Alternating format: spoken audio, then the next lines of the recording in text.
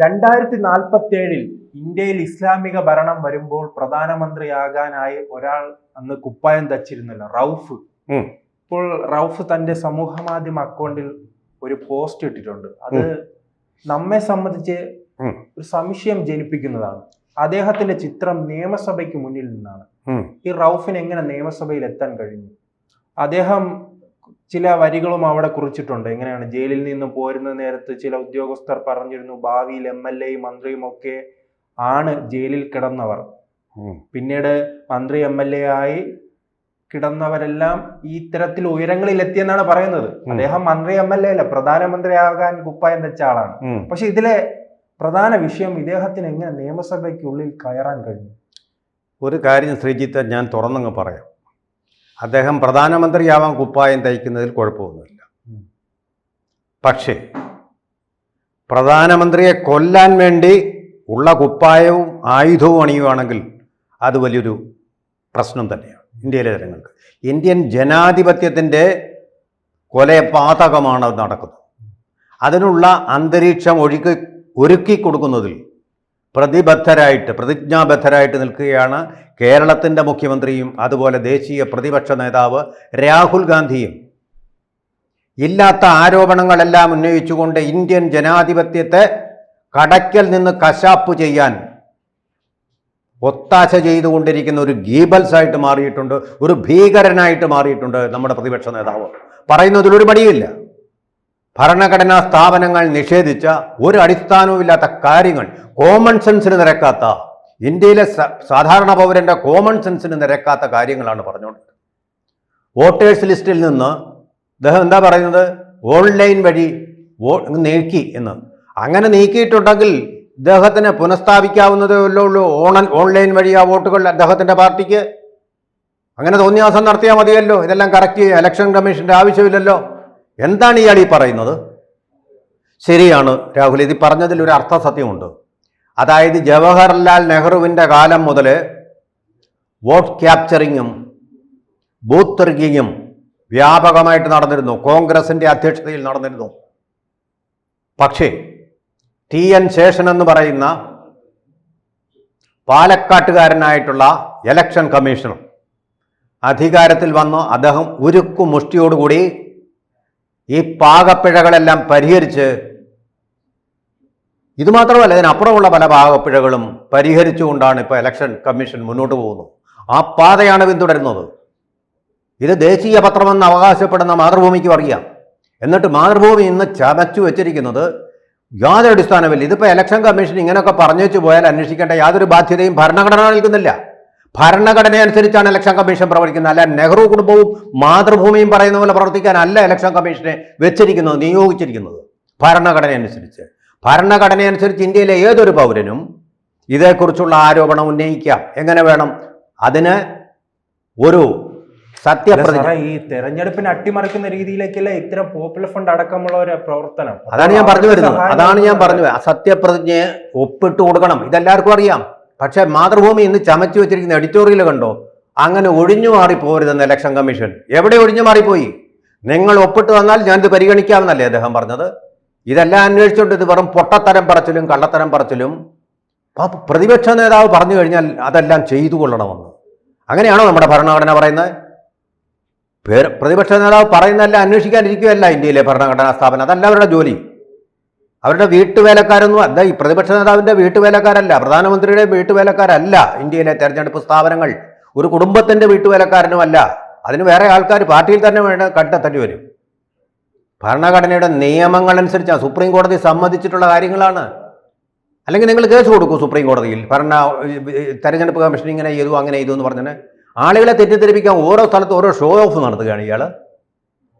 Indian ജനാധിപത്യത്തെ ഇങ്ങനെ നിഗനിക്കുന്ന ഒരു ഇന്ത്യൻ പൗരൻ എന്നുള്ള നിലയിൽ സഹിക്കാൻ പറ്റാത്തതുകൊണ്ട് പറയുക.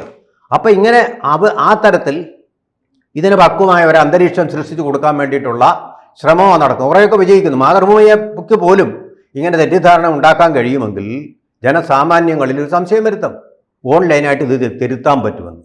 അതായത് ഓൺലൈനായിട്ട് ഓരോരുത്തരുടെ അക്കൗണ്ടിലേക്ക് പണം കൊണ്ടുപോകില്ല, അതുപോലെ തിരുത്താൻ കഴിയുന്ന ഒന്നാണ് ഇതെന്നാണ് അയാൾ പറഞ്ഞു വെക്കുന്നത്.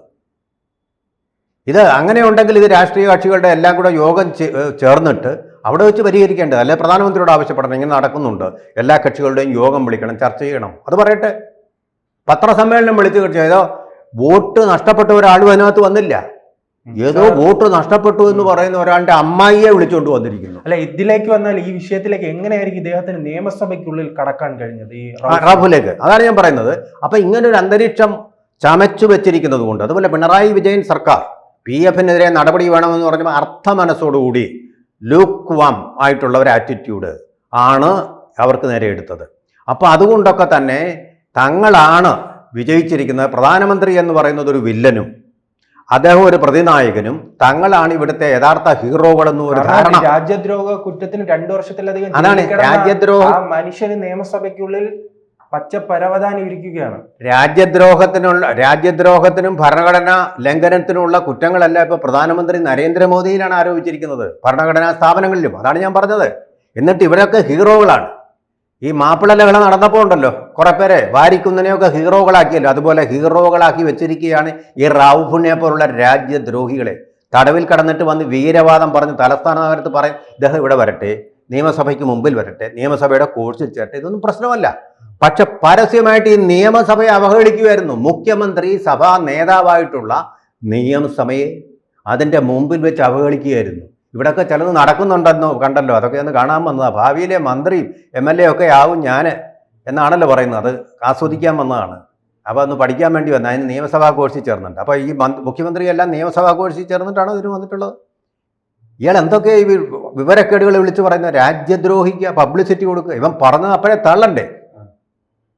അപ്പം ഇങ്ങനെ കുറേ ആൾക്കാരുണ്ട്. കേരളത്തിൻ്റെ ഒരു ജില്ല കേന്ദ്രീകരിച്ചു, അതിൻ്റെ പരിസര പ്രദേശങ്ങളിലും തങ്ങളാണ് ഹീറോകൾ. പ്രധാനമന്ത്രി ഒരു നിന്ദിതനും രാജ്യദ്രോഹിയും ഭരണഘടനയെ നശിപ്പിക്കുന്നവനുമായിട്ടുള്ള ഒരു വൈറസ് ആണെന്നുള്ളൊരു ധാരണ അങ്ങോട്ട് ചെലുത്തി കൊടുത്തിട്ടുണ്ട്. കാരണം ഭരണഘടനാ സ്ഥാപനങ്ങളെ അവഹേളിക്കുക എന്നുള്ളതാണ് ഇതിൻ്റെ 1ാം ഘട്ടം. ആ 1ാം ഘട്ടമാണ് രാഹുൽ ഗാന്ധി ചെയ്തുകൊണ്ടിരിക്കുന്നത്. ജനാധിപത്യത്തിൻ്റെ വേരുണ്ടല്ലോ അറുക്കുകയാണ്. എലികൾ വലിയ മരങ്ങളെ കടപുഴക്കാൻ വേണ്ടി അടിവേരുകൾ അറക്കുന്ന പോലെ അറുത്തുകൊണ്ടിരിക്കുകയാണ്. ആ ഒരു രാഷ്ട്രീയത്തിന്റെ വിധ്വംസക അരാജകത്വ രാഷ്ട്രീയത്തിന്റെ ഭാഗമാണ് ഈ റൌഫിന്റെ ഈ നിയമസഭയെ അവഹേളിക്കാൻ കാണിച്ച അധൈര്യം. ദേശീയ തലത്തിൽ രാഹുൽ ഗാന്ധി ആണെങ്കിൽ കേരളത്തിൽ പിണറായിയാണ്. അതുകൊണ്ടാണല്ലോ നാം കണ്ടത് ആവലും മലരും സൂക്ഷിച്ചു വയ്ക്കാൻ ഈ റൌഫിന്റെ കൂട്ടാളികൾക്ക് പരസ്യമായി ആലപ്പുഴ ടൗണിൽ വിളിക്കാൻ അവസരം നൽകിയത്. അതോടൊപ്പം തന്നെ പോപ്പുലർ ഫണ്ടിന്റെ നിരോധനം ഉണ്ടായപ്പോഴും പിണറായിയുടെ പോലീസ് എടുത്ത നിലപാടെന്താണ്? ഈ ന്യൂനപക്ഷത്തിനെ വേദനിപ്പിക്കാതെ നീക്കങ്ങൾ ഉണ്ടാകണമെന്നാണ്. അത്തരത്തിലുള്ള നീക്കമാണല്ലോ. അപ്പോൾ റൌഫ് പറഞ്ഞതുപോലെ തന്നെ ഭാവിയിൽ അദ്ദേഹം ഒരു MLA-യോ മന്ത്രിയാകുമല്ലോ കേരളത്തിൽ. അതാണ് ഞാൻ പറഞ്ഞത്. ഈ ഒരു മനോഭാവം, ഒരു മനോനില സൃഷ്ടിക്കുന്നതിൽ കേരള ഗവൺമെന്റ് വളരെയധികം വിജയിച്ചിട്ടുണ്ട്. ന്യൂനപക്ഷ സുരക്ഷ എന്നുള്ള പേരിൽ എന്ത് രാജ്യദ്രോഹവും നിയമസഭയുടെ അവഹേളനവും MLA-മാരുടെ മന്ത്രിമാരുടെ ഒക്കെ അവഹേളനമാണ് പരസ്യമായിട്ട് ഒരു രാജ്യദ്രോഹി നടത്തിയിരിക്കുന്നത്. നിരോധിക്ക പാർട്ടിയുടെ ഒരു പാർട്ടിയുടെ തലപ്പത്തിരിക്കുന്ന ആൾ വന്നിട്ട് ചങ്കൂറ്റത്തോടു കൂടി ഞാനെന്നാ ഒരു ഫോട്ടോഷൂട്ടും കൂടെ എടുത്തിട്ട് പോകാം, വെല്ലുവിളിക്കുകയാണ് നമ്മുടെ രാജ്യത്തെ നിയമങ്ങളെ, ഭരണഘടനയെ, ഇന്ത്യൻ ശിക്ഷാ നിയമത്തെയൊക്കെ. ആ ധൈര്യത്തോടു കൂടിയാണ് രാജ്യദ്രോഹി വന്ന് ഡിപ്ലോമ കോഴ്സിൽ ചേരുന്നു. ഈ വ്യവസ്ഥകൾ ഭരണഘടന ഇനിയും അഴിച്ചു പണിയേണ്ടതുണ്ട്. രാജ്യദ്രോഹ കുറ്റത്തിന് ശിക്ഷിക്കപ്പെട്ട ഒരാൾക്ക് നിയമസഭാ കോഴ്സിന് പ്രവേശനം അനുവദിക്കാൻ പാടില്ല എന്ന് തിരുത്തി എഴുതണം. അതുപോലെ തന്നെ രാജ്യദ്രോഹി ആയിട്ട് തെളിയിക്കപ്പെട്ട ഒരാൾ അതിൻ്റെ ശിക്ഷ അനുഭവിച്ചു കഴിഞ്ഞാൽ കുറ്റവാളി തന്നെയാണല്ലോ. രാഹുൽ മാങ്കൂട്ടത്തിനെ പോലല്ലോ, ആരും പരാതി ഉന്നയിക്കാത്ത അയാൾക്ക് നിയമസഭയ്ക്കകത്ത് കയറാൻ പറ്റില്ല. ഇയാൾ നിയമസഭയ്ക്കകത്ത് ഇരുന്നതെല്ലാം കണ്ടു. ഇനി വേറൊരു രസം കൂടി പറയാം. അവിടെ സ്റ്റേഷനിൽ കിടന്നപ്പോൾ പോലീസുകാരാണ് പറഞ്ഞത് അങ്ങനെയും മന്ത്രിയാവും MLA ആവും. അപ്പോൾ പോലീസിലുണ്ടൊരു പച്ച വെളിച്ചം എന്നുള്ളതിന് അരക്കിട്ടുറപ്പിക്കുന്നതാണത്. രാജ്യദ്രോഹികൾ പോലീസിലുമുണ്ട്, ജിഹാദിസ്റ്റുകൾ പോലീസിലുമുണ്ട്. അതിനെക്കുറിച്ചൊന്നും ആർക്കും ആനിരാജയ്ക്കോ ഒന്നും ഒരു ആകാംക്ഷയില്ല.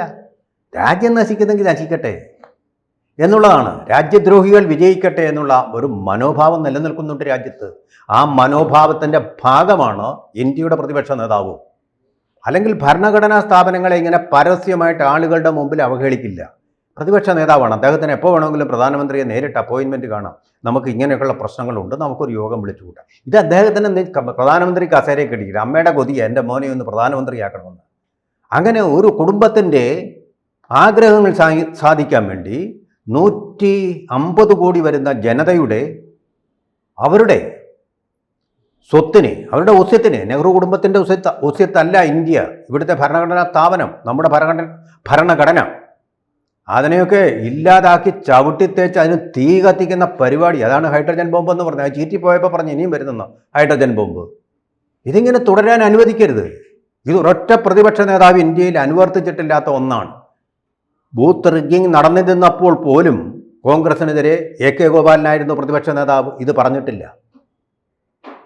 ഇത് വിവരക്കേടിൻ്റെ ഹിമാലയമാണ്.